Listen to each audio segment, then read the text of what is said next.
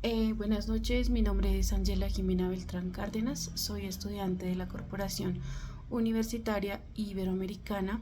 En este momento estoy estudiando psicología y el día de hoy voy a exponer sobre las escuelas experimentales del comportamiento del docente Diego Garcés. Para dar inicio, voy a hablar un poco acerca de los principios básicos del condicionamiento operante.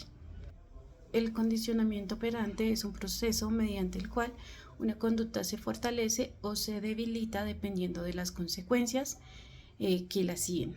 Este tipo de aprendizaje fue propuesto por Skinner y se basa en la idea de las conductas y que son influenciadas por lo que ocurre de que se emiten. Y a diferencia del condicionamiento clásico de Pavlov, el operante se centra en una relación entre conducta voluntaria y consecuencias. Ahora voy a hablar acerca de los elementos básicos.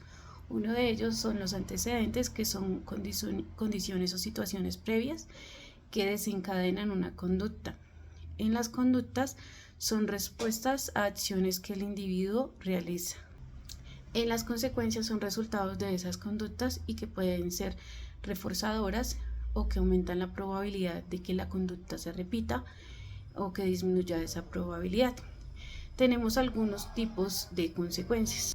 Las consecuencias pueden ser de reforzamiento positivo o negativo.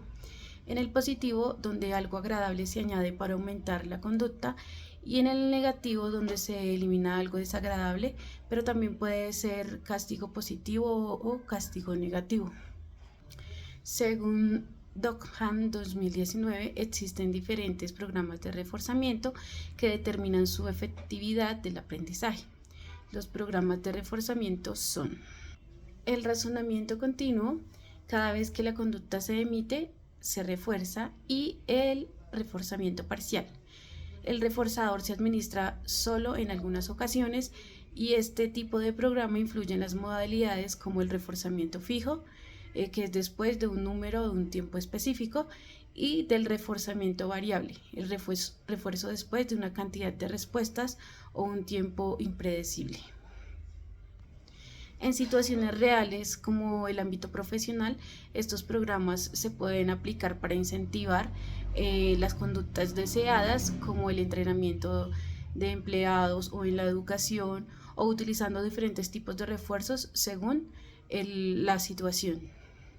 Para dar un ejemplo, vamos a imaginar que un jefe quiere que los empleados lleguen puntualmente al trabajo, utilizando los principios del condicionamiento operante. Se puede implementar un refuerzo positivo, por ejemplo, ofrecer un bono, una recompensa, cada vez que un empleado llegue a tiempo.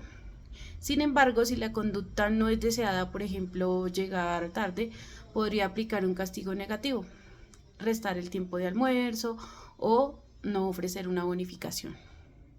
Por otro lado, los programas de reforzamiento como los fijos o los variables pueden ajustarse dependiendo de las respuestas de los empleados.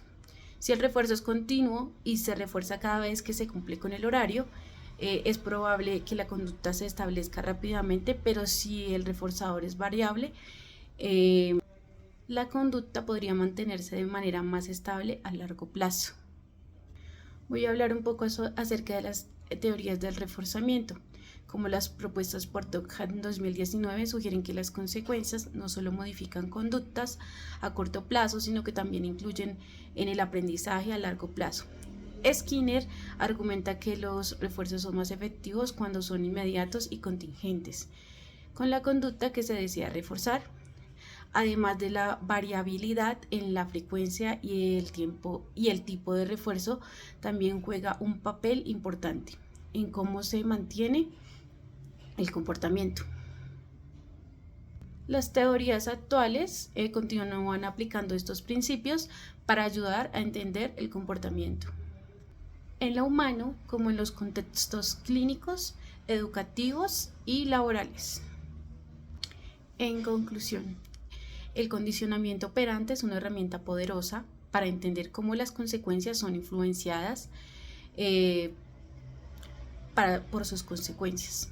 Al aplicar los principios de razonamiento de castigo en contextos reales como el laboral o el educativo, podemos modificar y fortalecer conductas de manera efectiva. Conocer estos conceptos nos permite aplicar el aprendizaje basado en evidencia en situaciones prácticas, mejorando tanto el desarrollo profesional como personal.